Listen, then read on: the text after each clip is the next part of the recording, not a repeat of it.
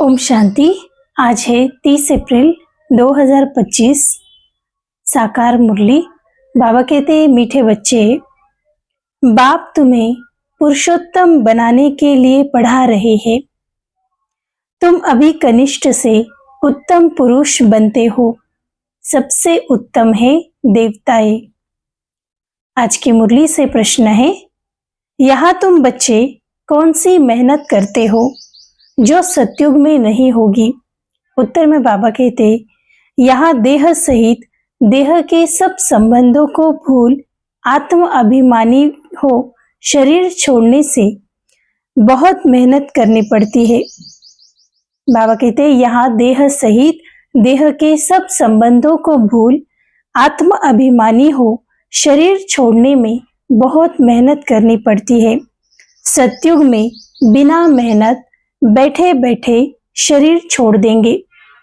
अभी यही मेहनत व अभ्यास करते रहो कि हम आत्मा है, हमें इस पुरानी दुनिया पुराने शरीर को छोड़ना है और नया लेना है। सतयुग में इस अभ्यास की जरूरत नहीं है। गीत है दूर देश का रहने वाला। ओम शांति। मीठे मीठे रूहानी बच्चे जानते हैं कि फिर से यानी कल्प कल्प के बाद इसको कहा जाता है, फिर से दूर देश का रहने वाला आए हैं पराये देश। यह सिर्फ उस एक के लिए ही गायन है। उनको तो सब याद करते हैं, वह है विचित्र। उनका कोई चित्र नहीं है। ब्रह्मा विष्णु शंकर को देवता कहा जाता है, शिव भगवान वाच कहा जाता है। वह रहते हैं परम धाम में, उनको सुख धाम में कभी बुलाते नहीं, दुख धाम में ही बुलाते हैं। बाबा कहते, कभी भी सुख धाम में बच्चे नहीं बुलाते, लेकिन जब दुख होता है तभी बच्चे शिव बाबा को पुकारते हैं और शिव बाबा आते हैं संगम युग पर। यह तो बच्चे जानते हैं, सतयुग में सारे विश्व पर तुम पुरुषोत्तम रहते हो। बाबा कहते, सारे युग में सतयुग में सारे विश्व पर तुम पुरुषोत्तम रहते हो। मध्यम कनिष्ठ वहां नहीं होते। उत्तम ते उत्तम पुरुष यह श्री लक्ष्मी नारायण है ना। इन्हों को ऐसा बनाने वाला श्री श्री शिव बाबा कहेंगे। श्री श्री उस शिव बाबा को ही कहा जाता है। आजकल तो सन्यासी आदि भी अपने को श्री श्री कह देते हैं। तो बाप ही आकर इस सृष्टि को पुरुषोत्तम बनाते हैं। सतयुग में सारे सृष्टि में उत्तम ते उत्तम पुरुष रहते हैं। उत्तम ते उत्तम और कनिष्ठ से कनिष्ठ का फर्क इस समय तुम समझते हो। कनिष्ठ मनुष्य अपनी नीचाई दिखाते हैं। अभी तुम समझते हो हम क्या थे, अब फिर से हम स्वर्गवासी पुरुषोत्तम बन रहे हैं। बाबा कहते, पहले तुम उत्तम से उत्तम पुरुष थे और अभी कनिष्ठ मनुष्य है। तो बाबा कहते, लेकिन अभी संगम पर आकर तुम पुरुषार्थ कर स्वर्गवासी पुरुषोत्तम बन रहे हो। यह है ही संगम युग। तुमको खातरी है कि यह पुरानी दुनिया नई बननी है। पुरानी सो नई और नई सो पुरानी। बाबा कहते, पुरानी सो नई और नई सो पुरानी जरूर बनती है। नई को सतयुग, पुरानी को कलयुग कहा जाता है। बाप है ही सच्चा सोना, सच कहने वाला। उनको ट्रुथ कहते हैं। सब कुछ बाबा कहते, सब कुछ सत्य बताते हैं। शिव बाबा है ही ट्रुथ, सत्य है। तो आकर हमें सत्य नॉलेज ही देते हैं, इसलिए उनको सत्य कहा जाता है। सत्यम शिवम सुंदरम। तो बाबा कहते, यह जो कहते हैं कि ईश्वर सर्वव्यापी है, यह झूठ है। अब बाप कहते हैं, झूठ न सुनो। Hear no evil, see no evil, talk no evil. बाबा कहते, राज विद्या की बात अलग है, वह तो है ही अल्पकाल के सुख के लिए। दूसरा जन्म लिया फिर नए सिर पढ़ना पड़ता है। वह है अल्पकाल का सुख। यह है 21 जन्म 21 पीढ़ी के लिए। पीढ़ी बुढ़ापे को कहा जाता है। वहां कभी अकाले मृत्यु नहीं होता। बाबा कहते हैं सतयुग में हमारी आयु जो है वो 150 साल की होती है, लेकिन वहां अकाल मृत्यु यह शब्द कभी नहीं होते। तो बाबा कहते सतयुग में कभी अकाले मृत्यु नहीं होती। यहाँ तो देखो कैसे अकाले मृत्यु होती है, क्योंकि है ही कलयुग, दुख कलेश की दुनिया है। तो बाबा कहते हैं यहाँ जो है मनुष्यों की आयु कम हो गई है, इसीलिए कभी भी जा सकते हैं, कभी भी शरीर छोड़ सकते हैं, इसीलिए इस युग को अकाली कहा गया है। तो बाबा कहते हैं ज्ञान में भी मर जाते हैं। तुम अभी अकाल पर जीत पहन रहे हो। जानते हो वह है अमर लोक और यह है मृत्यु लोक। सतयुग को अमर लोक कहते हैं और कलयुग को मृत्यु लोक कहा जाता है। वहां तो जब बूढ़े होते हैं तो साक्षात्कार हो जाता है, हम यह शरीर छोड़ जाए और बच्चा बनेंगे। बुढ़ापा पूरा होगा और शरीर छोड़ देंगे। जितनी आयु है उतनी पूरी करने के बाद उसको साक्षात्कार होता है कि आगे जन्म में वो बच्चा बनेंगे। इसलिए बाबा कहते वो अपनी आयु को पूरी रीति से पूर्ण करते हैं। तो बाबा कहते नया शरीर मिले तो वह भी अच्छा है ना। बैठे बैठे खुशी से ही शरीर छोड़ देते हैं। यहाँ तो उस अवस्था में रहते शरीर छोड़ने के लिए मेहनत लगती है। बाबा कहते सतयुग में बैठे बैठे खुशी खुशी शरीर छोड़ते हैं, लेकिन कलयुग में यह बहुत मुश्किल है, मेहनत है। यहाँ की मेहनत और वहाँ कॉमन हो जाती है। यहाँ जो हम मेहनत करते हैं वहाँ सतयुग में यही चीज कॉमन है। यहाँ देह सहित जो कुछ है सबको भूल जाना है। बाबा कहते अपने को आत्मा समझना है और इस पुरानी दुनिया को छोड़ना है। जब तक हम खुद को आत्मा नहीं समझते तब तक इस दुनिया की कोई ना कोई चीज से हम आकर्षित होते रहेंगे। इसलिए बाबा कहते हैं जब हम आत्मा समझते हैं तो देह देह के संबंध, देह के पदार्थ, कोई देह की जो संबंधित चीजें हैं, वस्तु, व्यक्ति, वैभव, यह चीज हमें याद नहीं आएगी। लेकिन जब अपने को आत्मा समझते हैं तो यह चीज हमें बिल्कुल याद नहीं रहती और देह अभिमान के कारण यही देह की चीजें हमारी ओर आकर्षित रहती है।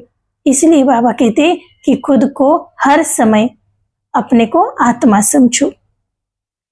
तो बाबा कहते नया शरीर लेना है। आत्मा तो सतो प्रधान थी तो सुंदर शरीर मिला।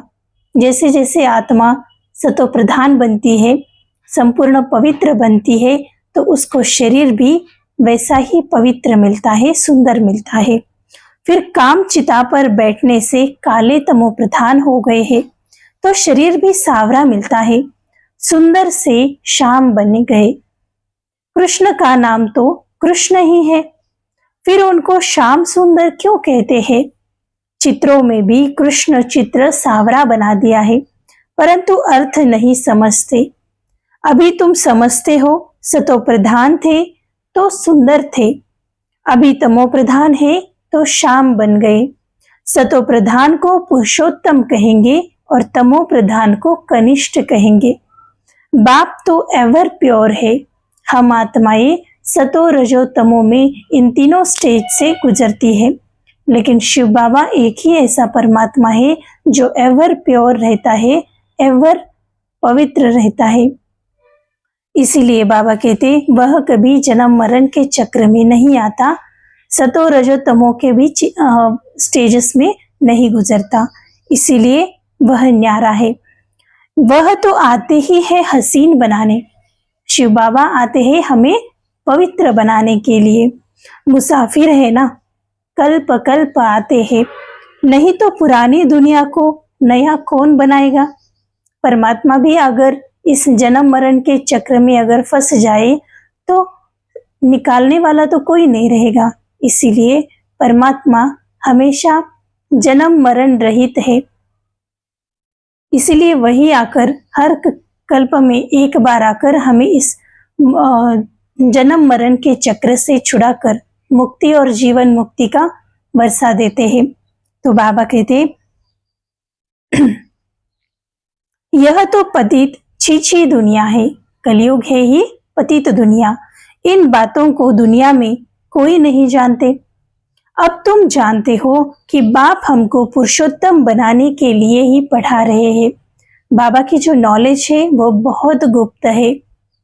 इस समय जो भी आत्माएं यह नॉलेज लेती है उन्हों को ही ये सारी सृष्टि का राज आदि मध्य अंत की नॉलेज मिलती है। नहीं तो बाकी तो कलयुग में बहुत सारे ऐसे मनुष्य हैं, बहुत सारे सत्संगों में भी जाते हैं, लेकिन यह जो नई बातें हैं वही कहीं और नहीं सिखाई जाती, क्योंकि परमात्मा सिर्फ और सिर्फ मधुबन में ही आकर हम बच्चों को पढ़ाते हैं। तो इसीलिए बाबा कहते इन बातों को तो दुनिया नहीं जानती, अब तुम जानते हो। बाप हमको पुरुषोत्तम बनाने के लिए ही पढ़ा रहे हैं, फिर से देवता बनने के लिए। हम सो ब्राह्मण बने हैं, तुम हो संगम युगी ब्राह्मण। दुनिया यह नहीं जानती कि अब संगम युग है। दुनिया वालों को भी समय का नॉलेज नहीं है कि किस तरह से समय आगे बढ़ रहा है। बाहर की परिस्थितियां बहुत गंभीर रूप धारण कर रही है, जो अभी हम वर्तमान समय में देख रहे हैं। फिर भी कई ऐसी आत्माएं हैं जो जाग रही है, लेकिन और भी कई है कि कुछ नहीं होगा। लेकिन नहीं, बाबा कहते, इसीलिए बाबा कहते अभी भी जो कलयुगी मनुष्य है उनको नहीं पता कि अभी ये संगम का समय बहुत थोड़ा रहा हुआ है। शास्त्रों में लाखों वर्ष कल्प की आयु लिख दी है, तो समझते हैं कलयुग तो अभी बच्चा है, बच्चा नहीं है लेकिन बच गया है, थोड़ा सा रह गया है, बचा हुआ है। तो बाबा कहते कलयुग तो अभी बच्चा है, ऐसे लोग समझते हैं। तो बाबा कहते अभी तो तुम दिल में समझाते हो, समझते हो। हम यहाँ आए हैं उत्तम ते उत्तम, कलयुगी पतित से सतयुगी पावन, मनुष्य से देवता बनने के लिए। तो बाबा कहते ग्रंथ में भी महिमा है, मूत पलिति कपड़ धोए, परंतु ग्रंथ पढ़ने वाले भी इसका अर्थ नहीं समझते। इस समय तो बाप आकर सारी दुनिया के मनुष्य मात्र को साफ करते हैं। तो बाबा कहते सबकी जो आत्मा मैली हुई है, तो इन सब को धोने का काम शिव बाबा आकर करते हैं, ज्ञान से हमें पूरी तरह से साफ करते हैं। तुम उस बाप के सामने बैठे हो, बाप ही बच्चों को समझाते हैं। यह रचता और रचना की नॉलेज को और कोई नहीं जानते। बाप ही ज्ञान का सागर है, वह सत है, चैतन्य है, अमर है, पुनर्जन्म रहित है, शांति का सागर, सुख का सागर, पवित्रता का सागर है। उनको ही बुलाते हैं कि आकर यह वर्षा दो। तुमको अभी बाप 21 जन्मों के लिए वर्षा दे रहे हैं। शिव बाबा आकर हम बच्चों को नॉलेज देते हैं, और यह नॉलेज हमें 21 जन्म के लिए मिलती है। यह है अविनाशी पढ़ाई। बाबा कहते हैं पढ़ाने वाला भी अविनाशी बाप है। आधा कल्प तुम राज्य पाते हो, फिर रावण राज्य होता है। आधा कल्प है राम राज्य और आधा कल्प है रावण का राज्य। प्राणों से प्यारा एक बाप ही है, क्योंकि वही तुम बच्चों को सब दुखों से छुड़ाए अपार सुख में ले जाते हैं। तुम निश्चय से कहते हो वह हमारा प्राणों से प्यारा पारलौकिक बाप है। प्राण आत्मा को कहा जाता है ना। सब मनुष्य मात्र उनको याद करते हैं, क्योंकि आधा कल्प के लिए दुख से छुड़ाए शांति और सुख देने वाला बाप ही है। तो प्राणों से प्यारा हुआ ना, जो दुखों से छुड़ाए, जिसने बाबा कहते हैं जो दुख से छुड़ाए शांति और सुख देने वाला है, वह सिर्फ एक शिव बाबा ही है। तो सबसे प्यारा हुआ ना। तुम जानते हो सतयुग में हम सदा सुखी रहते हैं, बाकी सब शांति धाम में चले जाएंगे। फिर रावण राज्य में दुख शुरू होता है। दुख और सुख का खेल है ना। मनुष्य समझते हैं यहाँ ही अभी अभी सुख है और अभी अभी दुख है, परंतु नहीं। तुम जानते हो स्वर्ग अलग है और नरक अलग है। स्वर्ग की स्थापना बाप राम करते हैं, नरक की स्थापना रावण करते हैं, जिसको वर्ष वर्ष जलाते हैं। परंतु क्यों जलाते हैं? क्या चीज है? कुछ नहीं जानते। कितना खर्चा करते हैं, कितनी कहानियां बैठ सुनाते हैं। राम की सीता भगवती को रावण ले गया। मनुष्य भी समझते हैं कि ऐसा हुआ होगा। अभी तुम सबका ऑक्यूपेशन जानते हो, यह तुम्हारी बुद्धि में नॉलेज है। सारे वर्ल्ड की हिस्ट्री ज्योग्राफी को कोई भी मनुष्य मात्र नहीं जानते होंगे, बाप ही जानते हैं। उनको वर्ल्ड का रचयिता भी नहीं कहेंगे। वर्ल्ड तो है ही, बाप सिर्फ आकर नॉलेज देते हैं कि यह चक्र कैसे फिरता है। भारत में इन लक्ष्मी नारायण का राज्य था, फिर क्या हुआ? देवताओं ने कोई से लड़ाई की क्या? बाबा पूछ रहे कि भारत में तो इन लक्ष्मी नारायण का राज्य था, फिर देवताओं ने किसी से लड़ाई की क्या? देवताओं ने कोई से लड़ाई की है क्या? कुछ भी नहीं। आधा कल्प के बाद रावण राज्य शुरू होता है तो देवताएं वाम मार्ग में चले जाते हैं। बाकी ऐसे नहीं कि युद्ध में कोई ने हराया, लक्षर आदि की कोई बात ही नहीं है। न लड़ाई से राज्य लेते हैं न गवाते हैं। यह तो योग में रह पवित्र बन पवित्र राज्य तुम स्थापन करते हो। बाबा कहते अभी तुम योग में रहकर पवित्र बनकर पवित्र राज्य को स्थापन करते हो। बाकी हाथ में तो कोई चीज नहीं है। यह है डबल अहिंसा। एक तो पवित्रता ही अहिंसा, दूसरा तुम किसी को दुख नहीं देते। सबसे कड़ी है काम कटारी की। बाबा कहते सबसे बड़ी हिंसा है काम कटारी की, जो ही आदि मध्य अंत दुख देती है। रावण के राज्य में ही दुख शुरू होता है, बीमारियां शुरू हो जाती है। कितनी ढेर बीमारियां हैं, अनेक प्रकार की दवाइयां निकालते रहते हैं, रोगी बन पड़े हैं ना। तुम इस योग बल से 21 जन्मों के लिए निरोगी बनते हो। बाबा कहते अभी तुम योग बल से 21 जन्म के लिए सतयुग त्रेता जो 21 जन्म है, तो बाबा कहते इसमें आप निरोगी बनते हो। वहां दुख व बीमारी का नाम निशान नहीं रहता। उसके लिए तुम पढ़ रहे हो।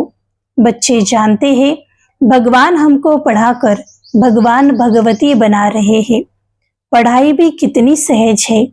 आधा पौना घंटे में सारे चक्र की नॉलेज समझा देते हैं। 84 जन्म भी कौन कौन लेते हैं यह भी अब तुम जानते हो। भगवान हमको पढ़ाते हैं, वह है ही निराकार। सच्चा सच्चा उनका नाम है शिव। कल्याणकारी है ना, शिव अर्थात कल्याणकारी, सर्व का कल्याणकारी, सर्व का सद्गति दाता। ऊंचे ते ऊंचे बाप, ऊंचे ते ऊंचे मनुष्य बनाते हैं। बाप पढ़ाकर होशियार बनाए, अब कहते हैं जाकर पढ़ाओ। इन ब्रह्मा कुमार कुमारियों को पढ़ाने वाला शिव बाबा है। ब्रह्मा द्वारा तुमको एडॉप्ट किया है। प्रजापिता ब्रह्मा कहाँ से आया, इस बात में ही मूंझते हैं। इनको एडॉप्ट किया कहते हैं बहुत जन्मों के अंत में। अब बहुत जन्म किसने लिए?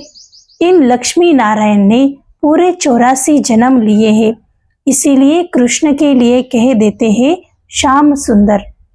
हम सो सुंदर थे, फिर 2 कला कम हुई। कला कम होते होते अभी 9 कला हो गए हैं। अभी तमो प्रधान से सतो प्रधान कैसे बने? बाबा कहते अभी तमो प्रधान से फिर सतो प्रधान कैसे बने। बाप कहते हैं मुझे याद करो तो तुम पावन बन जाएंगे। यह भी जानते हो यह रुद्र ज्ञान यज्ञ है। अब यज्ञ में चाहिए ब्राह्मण। तुम सच्चे ब्राह्मण हो, सच्ची गीता सुनाने वाले, इसीलिए तुम लिखते भी हो सच्ची गीता पाठशाला। उस गीता में तो नाम ही बदल दिया है। बाबा कहते उस गीता का तो नाम ही बदल दिया है। हाँ, जिन्होंने जैसे कल्प पहले वर्षा लिया था वही आकर लेंगे। अपनी दिल से पूछो, हम पूरा वर्षा ले सकेंगे? मनुष्य शरीर छोड़ते हैं तो हाथ खाली जाते हैं। वह विनाशी कमाई तो साथ में चलनी नहीं है। तुम शरीर छोड़ेंगे तो हाथ भर तू, क्योंकि 21 जन्मों के लिए तुम अपनी कमाई जमा करके जा रहे हो। मनुष्यों को तो सारी कमाई, जो मनुष्यों ने जो सारी कमाई की हुई है वो मिट्टी में मिल जानी है। इससे तो हम क्यों न ट्रांसफर कर बाबा को दे देवे। जो बहुत दान करते हैं वह तो दूसरे जन्म में साहूकार बनते हैं, ट्रांसफर करते हैं ना। अभी तुम 21 जन्मों के लिए नई दुनिया में ट्रांसफर करते हो, तुमको रिटर्न में 21 जन्मों के लिए मिलता है। वह तो एक जन्म के लिए अल्पकाल के लिए ट्रांसफर करते हैं, तुम तो ट्रांसफर करते हो 21 जन्मों के लिए। बाप तो है ही दाता, यह ड्रामा में नूंद है। जो जितना करते हैं वह पाते हैं। वह इनडायरेक्ट दान पुण्य करते हैं तो अल्पकाल के लिए रिटर्न मिलता है। यह है डायरेक्ट। बाबा कहते भक्ति मार्ग में जो कुछ दान पुण्य करते हैं वह इनडायरेक्ट है और उसका एक जन्म के लिए मिल जाता है। लेकिन बाबा कहते अभी तो आप डायरेक्ट कर रहे हो और डायरेक्ट करने से 21 जन्मों के लिए प्रारब्ध बन जाती है। अभी सब कुछ नई दुनिया में ट्रांसफर करना है। इनको यानी ब्रह्मा को देखा कितनी बहादुरी है। तुम कहते हो सब कुछ ईश्वर ने दे दिया है। अब बाप कहते हैं यह सब हमको दो, हम तुमको विश्व की बादशाही देते हैं। बाबा ने तो फट से दे दिया, सोचा नहीं। फुल पावर दे दी, हमको विश्व की बादशाही मिलती है। यह नशा चढ़ गया था। बच्चों आदि का कुछ भी ख्याल नहीं किया। ब्रह्मा बाबा ने अपने खुद के जो बच्चे थे उनका कभी उनका ख्याल नहीं किया। लेकिन जब शिव बाबा ने कहा कि हम आपको विश्व की बादशाही देंगे तो ब्रह्मा बाबा ने फट से दे दिया। तो बाबा कहते देने वाला ईश्वर है तो फिर किसी का रिस्पॉन्सिबल थोड़ी ही रहे। 21 जन्म के लिए ट्रांसफर कैसे करना होता है। इस बाप को यानी ब्रह्मा बाबा को देखो, फॉलो फादर। प्रजापिता ब्रह्मा ने किया ना, ईश्वर तो दाता है, उसने इनसे कराया। तुम भी जानते हो हम आए हैं बाप से बादशाही लेने। दिन प्रतिदिन टाइम थोड़ा होता जाता है। आफतें ऐसी आएंगी बात मत पूछो। व्यापारियों का सांस तो मुट्ठी में रहता है, कोई जमघट न आ जाए। सिपाही का मुंह देख मनुष्य बेहोश हो जाते हैं। आगे चल बहुत तंग करेंगे, सोना आदि कुछ भी रखने नहीं देंगे। बाकी तुम्हारे पास क्या रहेगा? पैसे ही नहीं रहेंगे जो कुछ खरीद कर सको। नोट आदि भी चल न सके। राज्य बदल जाता है। पिछाड़ी में बहुत दुखी हो मरते हैं। बहुत दुख के बाद फिर सुख होगा। यह है खूने नाहिक खेल। नेचुरल कैलेमिटीज भी होंगी। इससे पहले बाप से पूरा वर्षा लेना है। बाबा कहते इससे पहले बाप से पूरा वर्षा तो ले लेना चाहिए। भले घूमो फिरो, सिर्फ बाप को याद करते रहो तो पावन बन जाएंगे। बाकी आफतें बहुत आएंगी, बहुत हाय हाय करते रहेंगे। तुम बच्चों को अभी ऐसी प्रैक्टिस करनी है जो अंत में एक शिव बाबा की याद रहे। उसकी याद में ही रहकर शरीर छोड़े और कोई मित्र संबंधी आदि याद न आए।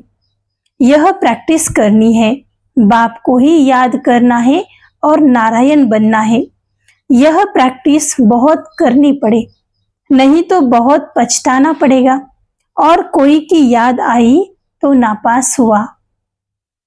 जो पास होते हैं वही विजयी माला में पिरोए जाएंगे। अपने से पूछना चाहिए, बाप को कितना समय याद करते हैं? कुछ भी हाथ में होगा तो वह अंत काल याद आएगा, हाथ में नहीं होगा तो याद भी नहीं आएगा। बाप कहते हैं हमारे पास तो कुछ भी नहीं है, यह हमारी चीज नहीं है। उस नॉलेज के बदले यह लो तो 21 जन्म के लिए वर्षा मिल जाएगा, नहीं तो स्वर्ग की बादशाही गवा देंगे।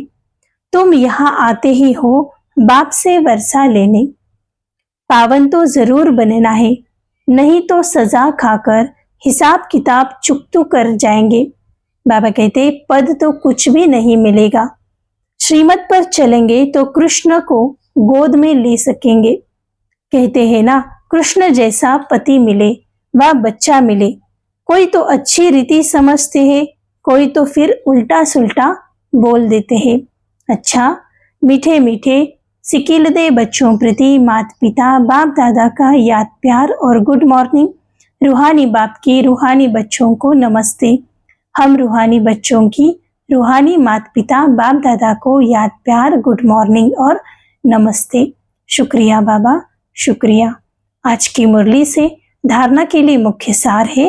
पहला पॉइंट, जैसे ब्रह्मा बाबा ने अपना सब कुछ ट्रांसफर कर फुल पावर बाप को दे दी, सोचा नहीं कि ऐसे फॉलो फादर कर 21 जन्म की प्रारब्ध जमा करनी है। दूसरा पॉइंट है, प्रैक्टिस करनी है कि अंत काल में एक बाप के सिवाय और कोई भी चीज याद न आए। हमारा कुछ नहीं, सब बाबा का है। अल्फ और बे इसी स्मृति से पास हो विजय माला में आना है। आज की मुरली से वरदान है, मनसा पर फुल अटेंशन देने वाले चढ़ती कला के अनुभवी विश्व परिवर्तक भव। बाबा कहते अब लास्ट समय में मनसा द्वारा ही विश्व परिवर्तन के निमित्त बनना है। इसीलिए अब मनसा का एक संकल्प भी व्यर्थ हुआ तो बहुत कुछ गवाया। एक संकल्प को भी साधारण बात न समझो। वर्तमान समय संकल्प की हलचल भी बड़ी हलचल गिनी जाती है, क्योंकि अब समय बदल गया है, पुरुषार्थ की गति भी बदल गई है। तो संकल्प में ही फुल स्टॉप चाहिए। जब मनसा पर इतना अटेंशन हो तब चढ़ती कला द्वारा विश्व परिवर्तक बन सकेंगे। आज की मुरली से स्लोगन है, कर्म में योग का अनुभव होना अर्थात कर्मयोगी बनना। कर्म में योग का अनुभव होना अर्थात कर्मयोगी बनना। अव्यक्त इशारे, कंबाइंड रूप की स्मृति से सदा विजयी बनो। आप और बाप इस कंबाइंड रूप का अनुभव करते सदा शुभ भावना, श्रेष्ठ कामना, श्रेष्ठ वाणी, श्रेष्ठ दृष्टि, श्रेष्ठ कर्म द्वारा विश्व कल्याणकारी स्वरूप का अनुभव करो, तो सेकंड में सर्व समस्याओं का समाधान कर सकेंगे।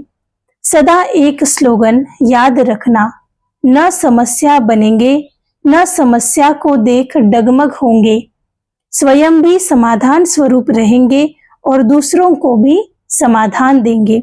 यह स्मृति सफलता स्वरूप बना देती है। अच्छा, ओम शांति।